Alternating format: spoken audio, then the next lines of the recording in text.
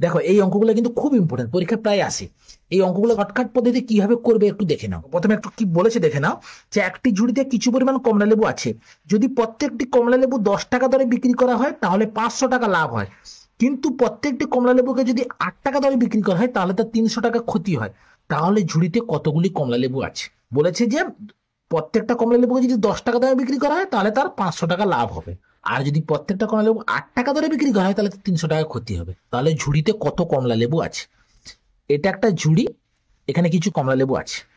মনে করি এই ঝুড়িতে এক্সটি কমলা লেবু আছে। তবে আমি দুদিকে ক্রয়মূল্য ধরে নেব, দুটো ক্রয়মূল্য, কারণ কি, যে একটা এসে লাভ করেছে একটা এসে ক্ষতি করেছে, এটার ক্রয়মূল্য কিন্তু সমান হবে। তাই আমি দুদিকে ক্রয়মূল্য লিখলাম, অর্থাৎ দুই দিকে আমি সিপি লিখলাম। এবার দেখো কি বলেছে, যে এক্সটি কমলা লেবু আছে, তাহলে 10টি করে বিক্রি করলে তাহলে এক্সটি কমলা লেবুর দাম কত হবে? x×10। এবারে যখন 10 টাকা করে বিক্রি করছি তার 500 টাকা লাভ হয়েছে, তাহলে বিক্রয় মূল্য থেকে যদি আমি লাভটা বাদ দিয়ে দিই তাহলে সেটাই হচ্ছে ক্রয় মূল্য।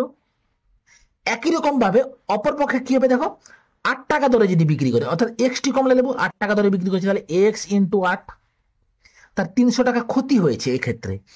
তাহলে এই বিক্রয় মূল্যর সঙ্গে যদি আমি ক্ষতিটা যোগ করে দিই তাহলে সেটাই হচ্ছে ক্রয় মূল্য। কিন্তু যেভাবে বিক্রি করুক না কেন ক্রয় মূল্য তো তার সমান থাকে, তাহলে ক্রয় মূল্যটা সমান করে দাও। এবারে এইটাকে একটু সরল করে দাও, তাহলে এটা 10x, আর এটা এদিকে এলে কত হবে? -8x সমান 300 আছে, আর -500 এদিকে এলে +500, তাহলে এটা কত হবে? 2x সমান হচ্ছে 800। এক্স সমান কত?